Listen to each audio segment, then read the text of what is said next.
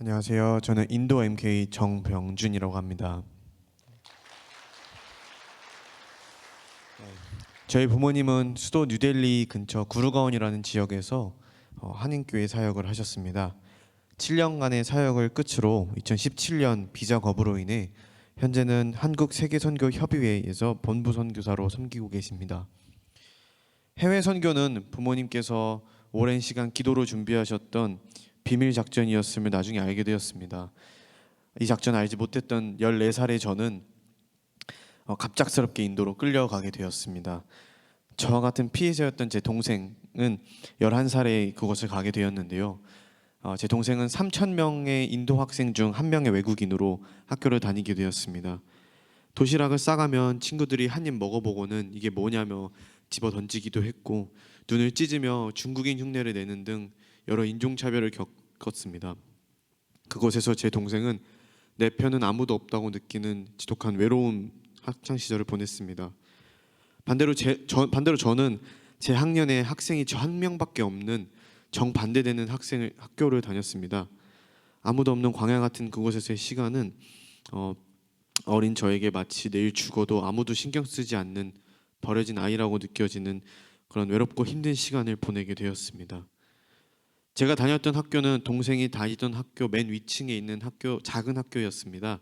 영어를 하지 못해서 그렇게 작은 학교에밖에 입학을 할 수 없었는데, 그런 학교를 등교할 때마다 그 큰 학교에 힌두 명상 음악이 가득 채웠었습니다. 모든 학생들은 복도를 걷다 그 음악이 나오면 그 자리에 멈춰 각자 신에게 기도를 올렸습니다. 어린 저에게 그 시간은 처음으로 영적으로 눌린다가 무슨 느낌인지를 경험했던 그런 시간이었습니다. 외롭고 억눌리고 아무도 없는 그곳에서의 시간은 부모님의 비전이 그렇게 원망스러울 수 없었습니다.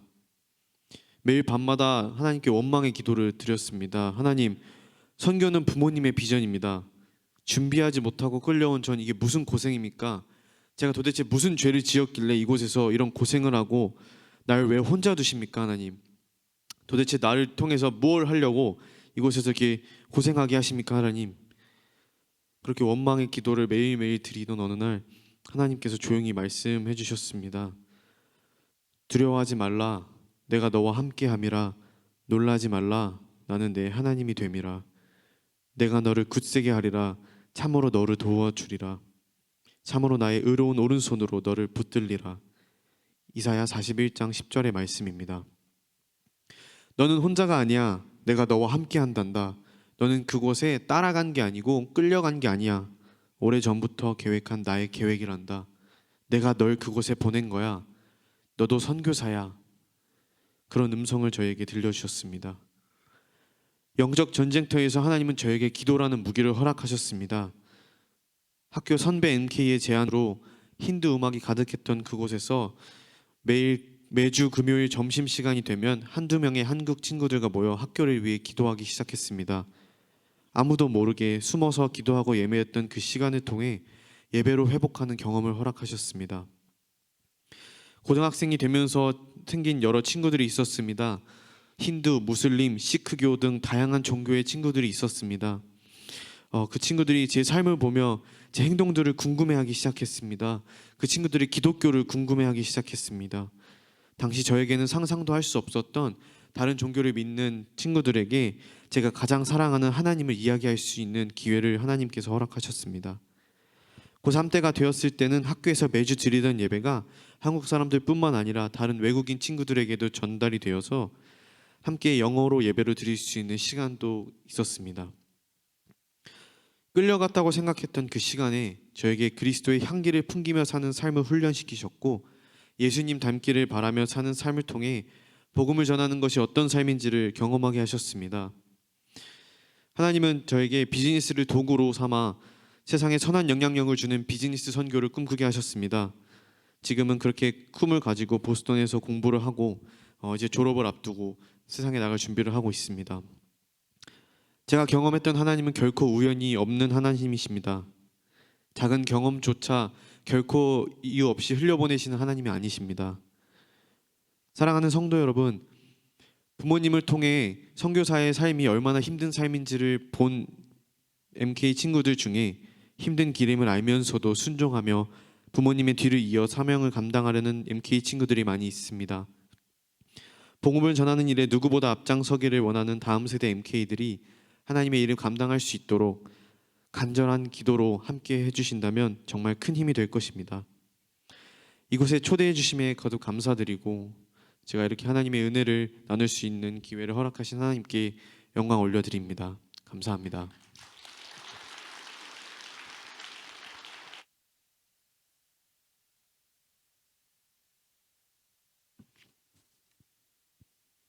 안녕하세요. 저는 아프리카 우간다 MK 정예은입니다. 저는 다른 MK들에 비해 조금 늦은 나이인 17살에 선교사로 부르심을 받은 부모님을 따라 우간다에 가게 되었습니다. 도착한 지 일주일 만에 비자 문제가 생긴 것을 알게 되었고, 그 비자 문제를 해결하고자 급하게 현지 학교에 입학하게 되었습니다.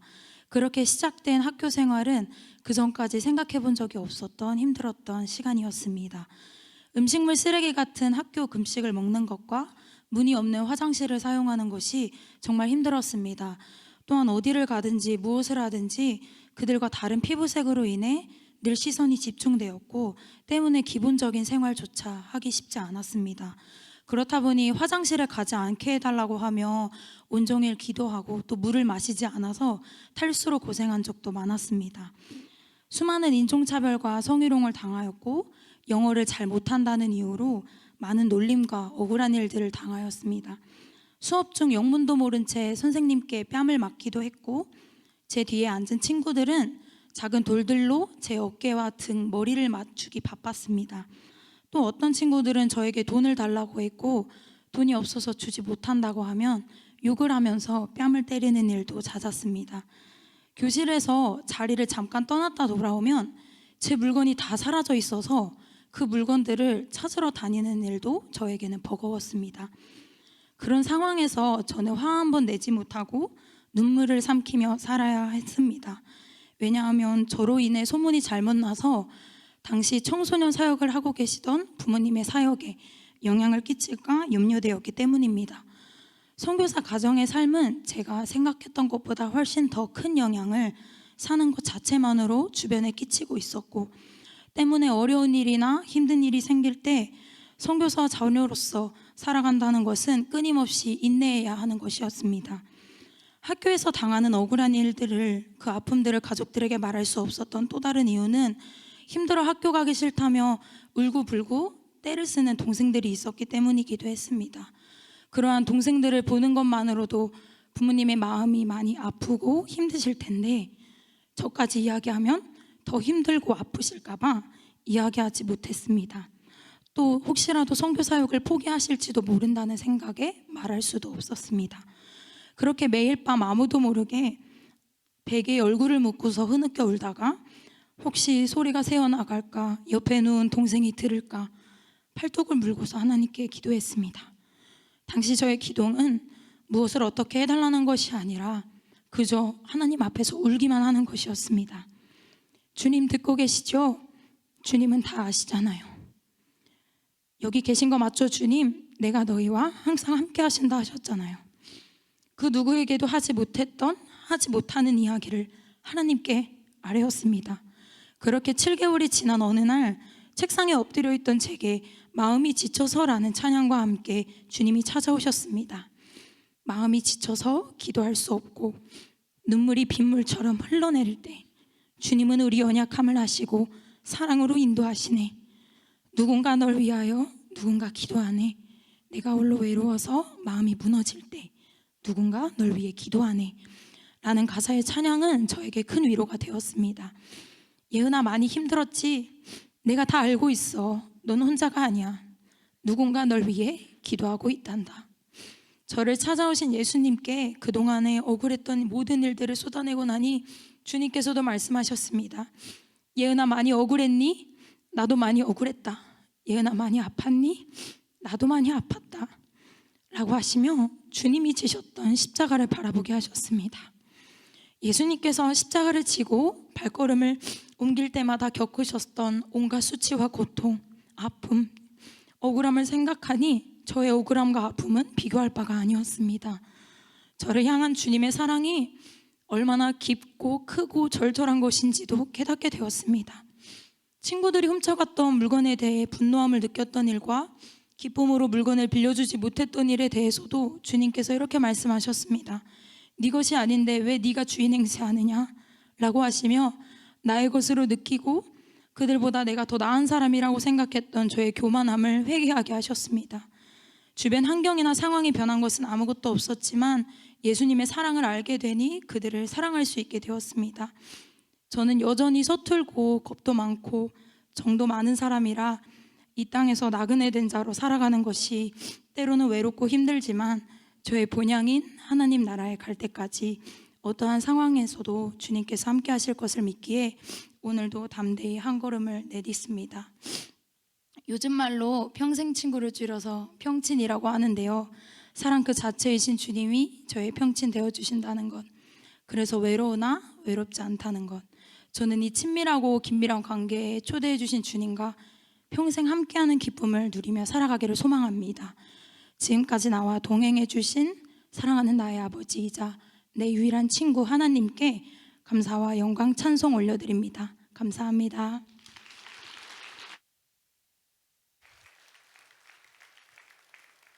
우리 잠시 기도하고 말씀 나누도록 하겠습니다. 살아계셔서 우리의 생사화복을 주관하신 아버지 하나님, 오늘 MK들을 통해서 하나님이 온 세계 가운데 영혼을 구하기 위해서 어떠한 일을 하는지, 또 얼마나 많은 아이들이 그 대가를 감당하고 있는지 저희들이 하나님의 마음에 귀 기울일 수 있는 시간 주심을 감사합니다. 짧은 시간이지만 주님의 마음에 공감하고 주님의 뜻을 깨달아 들을 만한 귀를 주시고 깨달을 수 있는 마음을 주시고 함께 할 수 있는 용기를 주시는 복된 시간으로 함께 하옵소서. 예수님의 이름으로 기도합니다. 아멘. 먼저 이렇게 말씀을 전할 수 있는 복된 시간 허락해 주신 당회장 이도나 목사님, 당회 또 교회 모든 분들에게 마음 깊이 감사드립니다.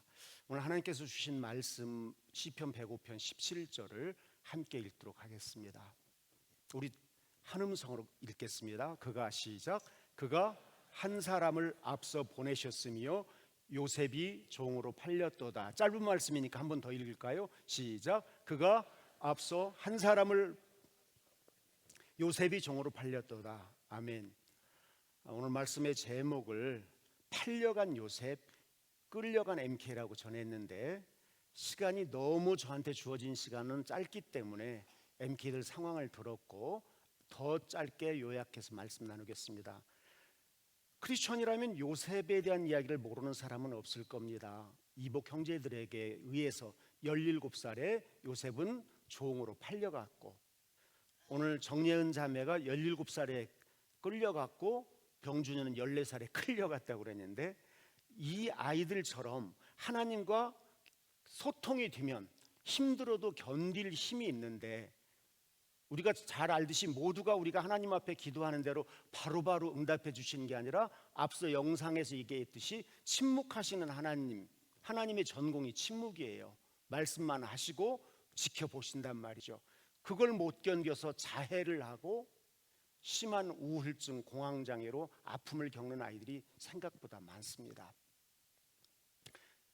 잘 아시듯이 그런데 그런 아이들은, 또 선교사님들은 파송교육에 이렇게 힘들어서 우리가 치료받으려 되는데 나가야 됩니다 라든가 친인척에게조차 얘기할 수 없는, 그리고 그 많은 비용과 어려움 가운데 있는 선교사님 가정들도 많이 있습니다. 오늘 보신 영상은 2015년도 저는 미국에서 목회를 오래 했고요. 2015년도 제가 한국에 강사로 초청받아서 캠프를 인도할 때에 CGN TV가 같이 먹고 자면서 촬영한 내용이라 통계적 수치가 조금 차이가 나는데, 현재, 그러니까 작년 현재 MK들이 약 2만 2천 명이 되고 170개국에, 그 중에 60% 가까이가 20, 30대입니다. 그 아이들이 자란 거죠. 그리고 그 60% 중에 약 절반 정도가 지금 한국에 나와서 대학을 다니거나 군대에 있거나 취업을 하거나 이런 상황에 있습니다. 대학생들은 그들이 머물 수 있는 학교 기숙사나 교회에서 제공하는 학사관들이 있는데 아파서 나오거나 취업을 준비하거나 군대를 위해서 또 비자 갱신을 위해서 있는 아이들은 갈 곳이 없어서 저희들이 현재 학사관을 후원을 받아서 운영하고 있는데 그 정도로 될 숫자가 아니어서 학사관을 겸해서 아이들이 구체적으로 기독의사회의 도움을 받아 누구 눈치도 보지 않고 치료받을 수 있고 그들이 돌봄을 받을 수 있는 공간을 준비하고자 오늘 한국과 미국을 다니면서 한국 교회 저들의 눈물을 좀 닦아주고 우리가 등을 토닥여준다면 지금 가장 중요한 20대가 우리 아버지 우리 어머니 보니까 의미 있고 보람 있는 건 알겠는데 나는 그 길은 안 갈래. 미국 선교사들이 자녀들이 선교사에 가는 길은 지금 현재 25% 정도의 통계가 나오는데 한국은 현재는 2%밖에 안 됩니다. 어릴 때 단기 선교팀이 올 때마다 통역을 해왔고 부모님의 현장에서 하나님이 얼마나 놀라운 역사를 하는지 보고 자랐지만 의미 있는 건 알겠지만 나는 안 가고 싶은 거죠. 그런데 여러분들이 조금만 품어주셔서 내가 이 길에 생명을 건질 만한 그러한 일이라고 한다면 이들만큼 준비된 사람들이 없습니다. 우리가 미국 살면서 영어에 얼마나 스트레스를 받습니까? 그런데 이 친구들은 이미 언어 3개 국어는 기본으로 하는 아이들이고 4개 국어, 5개 국어도 있습니다. 쉽습니까? MK라고 그냥 부어지나요? 아니에요. 어렵게 친구 사귀고 언어 겨우 해결할 만하면 꽤 많은 선교사님들이 하나님이 또 다른 곳으로 부르셨다고 가요. 전문 용어로 환장한다고 하죠. 그렇지만 아이들은 항변도 못하고 또 감당을 해야 됩니다. 왜 그럴까? 하나님은 성경을 보면 하나님 일꾼들은 특별한 고난의 시기를 통해서 일꾼으로 빚어가시는 것을 보게 됩니다. 대표적으로 요셉이 그러했고요. 하나님의 관점에서 보면 열방을 구원하시기 위한 프로젝트라고 하지만 당사자들은 너무나 견디기 어려운 시간을 길게 보내야 됐던 거죠. 요한계시록에 보면 끝까지 견디는 자에게는 내가 생명의 면류관을 주겠다고 약속을 하셨는데 신앙생활 자체가 견디는 것이죠. 여러분, 힘들고 어렵고 도저히 더 이상 참을 수 없을 때 견디는 것. 왜냐하면 예수님 때문에, 예수님이 그 수치를 당하면서 나를 구원하기 위해서 견딘 그 견딤이 믿음이 없으면 불가능하기 때문에 MK들이 바로 어릴 때부터 그런 환경에 노출되어서 사람에 대해서, 환경에 대해서 인내하면서 하나님이 그릇을 만들어 갔습니다. 또한 이방 문화와 학문에 능통하게 하셨죠. 그리고 요셉에게 없는 것이 있습니다. 한국 선교사들은 어려운 문제를 만날 때마다 금식을 합니다. 그런데 며칠 있다가 얼굴이 밝아지면서 요셉아, 이번에도 하나님이 또 응답하셨어. 그러면서 식사를 하고 간증을 합니다. 수많은 이야기를 듣습니다. 어릴 때부터 끝없이 하나님이 역사하시는 현장을 보고 들으면서 이들의 믿음은 굉장히 단단해지고 커집니다. 그동안 한국교회가 지난 40년 이상 선교를 후원하고 선교지의 예배당, 학교, 병원을 세워왔습니다. 그리고 이제는 시간이 지나서 선교사님들이 은퇴를 해야 될 시간이 당겨졌고 빠른 속도로 은퇴를 해야 되는데 갈 사람이 없습니다. 저출산으로 인해서, 그리고 젊은 친구들이 신학을 공부하거나 선교학을 공부하는 아이들이 없어서 이제는 신학교마다 미달되기 시작한 지가 지금 몇 년 되어가고 그 갭은 점점 커지고 있습니다. 민족과 열방을 새롭게 세워가시려는 하나님의 계획, 저는 감히 장담합니다. 앞으로 5년 이들을 품고 한국교회가 함께 응원한다면 20대 아이들 중에서 선교지로 나가거나 한국교회의 중요한 리더십을 함께할 사람들이 너무나 많이 준비되어 있기 때문에 부모들이 눈물로 뿌린 씨앗을 자녀 세대의 기쁨으로 열매 거둘 것을 저에게 분명하게 보여주셨고 들려주셨기 때문에 저는 오늘 또 기쁨으로 나아가고 여러분에게 담대하게 이 기쁨을 함께 누리자고 사실은 말씀드리는 것입니다. 혹시 한국에 가시면 양화진에 있는 선교사 묘원을 한나절이라도 시간을 내서 꼭 참관하시기를 바랍니다. 저희는 매년 7월 첫째 주간, 둘째 주간 두 주간을 초등학교 60명, 중학생 50명, 고등학생 50명, 대학 청년 6, 70명, 약 230명이 두 주간 동안 여름 캠프를 지난 24년 동안 해왔고, 이번에 7월에 25주년째 이제 이 일을 진행하게 됩니다. 그리고 마지막 순서는 반드시 양화진에 있는 묘원을 참관합니다. 현재 417명의 외국인 묘가 안장되어 있고, 그중에 선교사의 묘지가 90개, 그리고 가족이 50개가 있습니다. 거기에는 한두 살 된 MK들, 서양 MK들이 묻혀 있습니다. 조선의 미개한, 알려지지 않는 나라에 얼마나 많은 부유한 교육을 받은 서양 6개 특별히 나라에서 나와 있는지 알 수가 없습니다. 그들이 있었기 때문에, 그들이 거기에 묻히면서 생명을 들였기 때문에 오늘 여기에 저희가 있을 수 있다고 보여집니다. 사랑하는 여러분, 여러분들이 식사를 할 때 MK들 기억해 주십시오. 매 끼니마다 아이들이 회를 사줄 수는 없어도 우리 손주들, 조카들, 아이들 순대 먹을 때 순대 떡볶이 정도는 나도 해줄 수 있어 하는 분들이라면 들어올 때에 여기 받으셨잖아요. 이게 저희는 큰 금액을 얘기하는 겁니다. 작은 마음들을 나누고 기도만 하는 게 아니라 너희들 손 내가 꼭 잡고 있을 거야 라는 마음을 표현해 주시면 굉장히 큰 힘이 될 것입니다. QR코드에 할 수 있는 여기 내용대로 하시면 되는데, QR 사용이 불편하신 분들에게는 이 신청서가 있습니다. 그리고 작성하시면 오늘 간증한 MK들이 빨간 조끼를 입고 저 문 앞에 서 있을 테니 제출해 주셔도 도움이 될 것입니다. 오늘 많은 교회들에게 이렇게 요청하는 이유가 한 가지 있습니다. 지금 전쟁과 기근과 재난과 질병으로 너무나 도와야 될 사람들이 많아서 국가적으로 또 기업으로 많이 하고 있는데, 선교사 자녀들에게는 교회 외에는 설명할 곳이 없습니다. 교회도 선교에 관심 있는 극수소 외에는 말씀드릴 곳이 없습니다. 오늘 여러분께서 MK들을 위해서 계속 기도해 주시고 사랑하는 마음 손을 내밀어 붙잡아 주신다면 오늘 한국 선교의 아름다운 열매를 우리 세대에 함께 볼 줄 있으리라 확신합니다. 기도하겠습니다. 살아계신 하나님, 짧은 시간, 이 시간 하나님의 마음을 나눴습니다. 우리를 세계에서 가장 풍족한 미국 땅에 부르시고 또 저희들을 통해서 여기까지 오게 하신 하나님의 뜻을 헤아려 봅니다. 저희들이 손을 내밀어 오늘 모두가 다 현장에 나갈 수는 없어도 기도하며 저들의 동역자로 나아갈 수 있도록 함께하여 주옵소서. 감사드리며 예수님의 이름으로 기도합니다. 아멘.